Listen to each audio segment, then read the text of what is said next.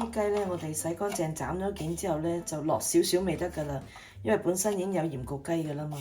咁啊有鹽焗雞粉，咁我哋落半茶匙嘅鹽啦，落少少胡椒粉，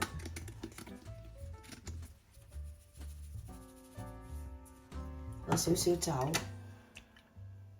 但係呢個麻油嚟嘅，再落多少少酒添。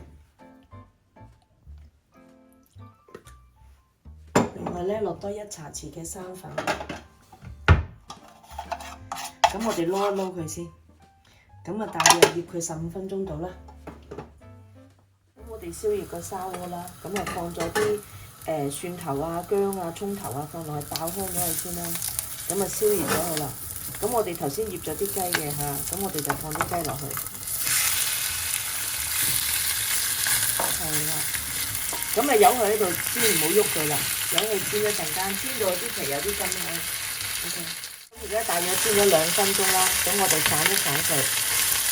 係啦，炒一炒底，反一反佢啦。咁啊，另外嗰邊又煎一煎佢啦，又係煎佢分零2分鐘到啦。係啦，煎到佢有啲金黃咧，就香口啲，好食啲嘅，我覺得。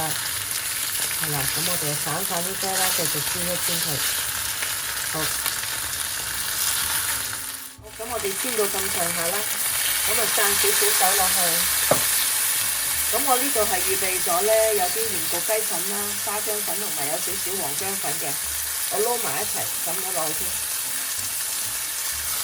跟住咧兜一兜勻佢，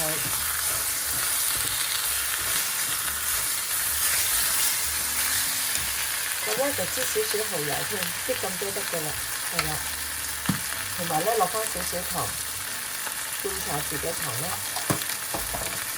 咁我哋撈勻佢之後咧。